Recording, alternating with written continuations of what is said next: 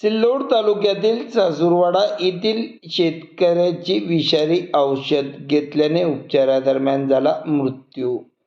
Ajanta police ठाण्यात नोंद.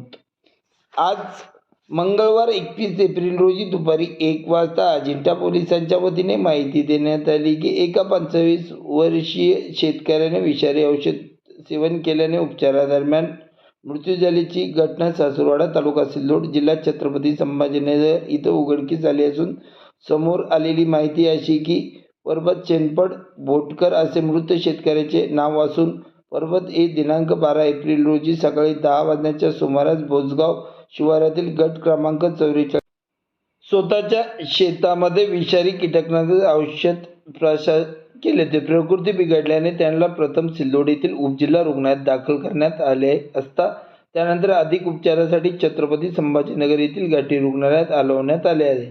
उपचारादरम्यान त्यांची 18 एप्रिल रोजी दुपारी त्यांचा मृत्यू झाला असून या प्रकरणी अजिंठा पोलिसांमध्ये नोंद घेण्यात आली आहे, अशी माहिती आज रोजी अजिंठा पोलिसांनी सदरील माहिती दिली असून या प्रकरणी अजिंठा पोलीस ठाण्याचे पोलीस निरीक्षक यांच्या मार्गदर्शनाखाली अजिंठा पोलीस पुढील तपास करीत आहे, अशी माहिती आज रोजी माध्यमांना सदरील माहिती देण्यात आली आहे.